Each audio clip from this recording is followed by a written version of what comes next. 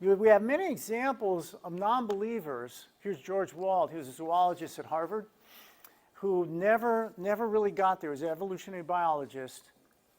And he wrote this and he said, you know, I have to confess, it's a real shock for me that when I think about where human consciousness came from, or life from non-living matter, there's only one way I can bring them to conform in my mind. And that's if they came from a mind. Because there's no way I could see my consciousness and life coming from non-living matter as not having someone who did that, right? The source and the condition. So he's like, I have to admit it makes a lot more sense to think of an intelligent mind who did this than just natural processes. But, well, like Taylor said earlier, he wouldn't budge. He stuck to his agnostic evolutionary mindset, his ideology. I wonder if there's any wisdom literature out there that tells me the universe was designed by an intelligent mind. All right? This, again, to your question when you're talking about aliens, all right? I'd love to see the aliens book, because we have a book that literally matches reality. This is what we mean. Who remembers the two tests to see if something's true? Right, so the correspondence test, does it correspond to reality, right? I'm showing you things that are real, and we go to the Bible and it describes exactly what we're seeing in real life. It's crazy.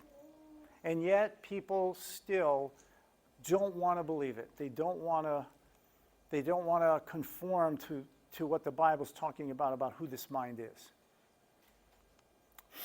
I brought this book for you guys to see because I want to make sure you see how small it is. This is one of my favorite books. He's one of the top 15 leading atheists I'd say in America, probably globally. This guy, Thomas Nagel, he's a professor of philosophy at New York University. He wrote this book. It's called Mind and the Cosmos: Why the Materialist Neo-Darwinian Conception of Nature is Almost Certainly False. Does it provide alternative, or do you just say it's false? Well, here, I'll give you just a start here. He says there's obviously a mind here. This isn't an add-on. This isn't a basic part of nature. There's no accident that the world is this intelligible. There has to be a mind. Here's what he said. A theistic account has the advantage over reductive naturalistic one in that it admits the reality of more of what is so evidently the case. Guess what his reason is why he can't turn to Christianity. The others he's ruled out. What do you think the reason is that he can't accept Christianity?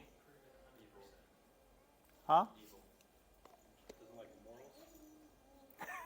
He doesn't want to conform his life to the dictates of the Bible, of the God of the Bible.